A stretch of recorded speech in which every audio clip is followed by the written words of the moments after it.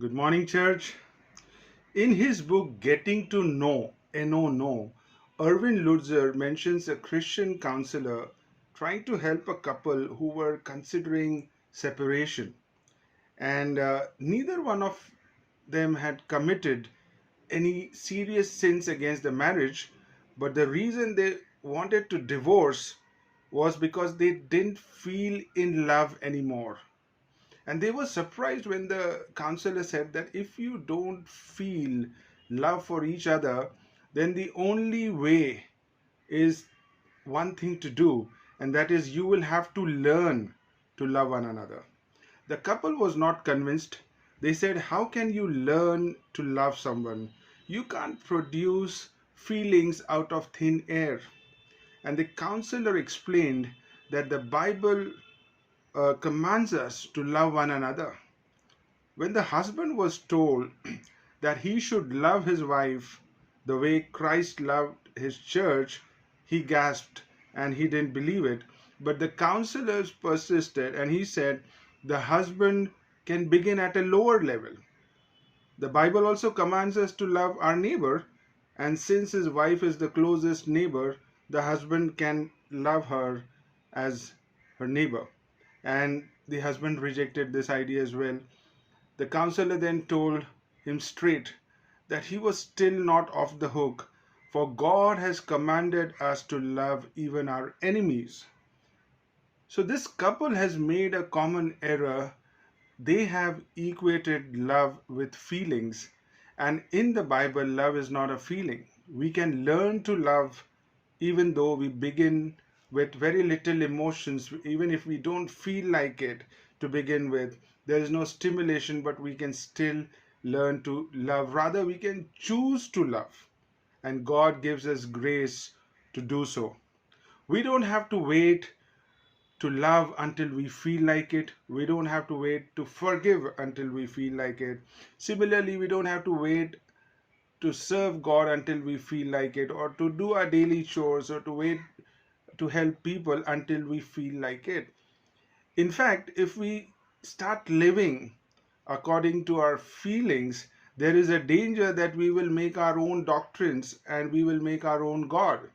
For example, if we believe God is with us because he feels so close to us, then there will be time we will also believe that he has abandoned us because we are feeling far away from him. And the good news is that we don't always have to feel God's presence to be in fellowship with him and to make spiritual progress.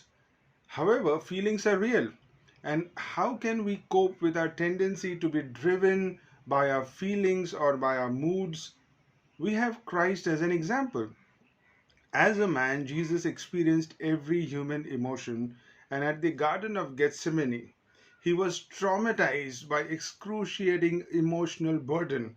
He was not feeling good of what was going to happen next, yet he did not spend those last hours in self pity. He provided a model for us of how to deal with strong feelings.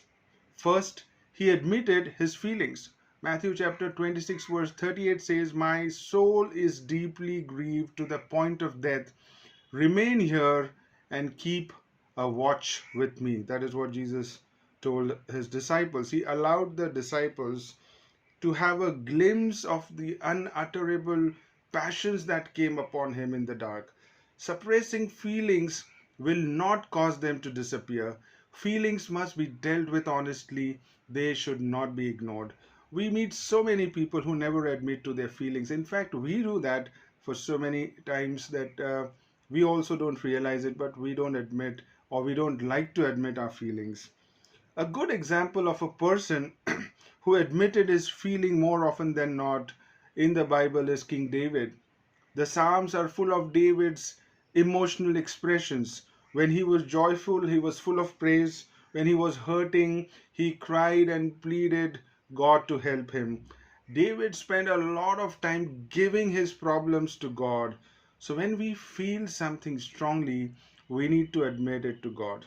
Second, Jesus requested the support of friends. Peter, James, and John, the inner circle of Jesus, were invited to the Mount of Transfiguration where they witnessed the glory of Jesus. And yet in Gethsemane, Jesus asked for help because he was in intense suffering. Jesus did not consider it beneath his dignity to ask his friends for prayerful intercession and companionship in the hour of trial. How much we need corporate intercessory prayer, how much we need to fellow believers, the church, to pray for us, and how much we neglect it. Like the disciples, the church also has a willing spirit, but the flesh is weak, it seems. Third, Jesus knew that his prayer would not separate him from the Father's love and approval. Their relationship was not going to be affected by the weight of his anguish. As believers, we need to remind ourselves that our acceptance before God is unrelated to our feelings. We do not live the Christian life by moods, but by faith, and this fact gives us true liberty. Today, there is a high priority on feeling good. The world says surround yourself with the good things in life. Second, look appealing, attractive, network and make friends with interesting people, influential people. This will make you feel good and don't bother about what other feel. And feelings are good, but they can't determine our Christian walk. Faith should determine our Christian walk. And one very good place to start this habit of coping with our feelings is that we can begin by giving thanks to God in everything, whether we feel it or not. Have a good day.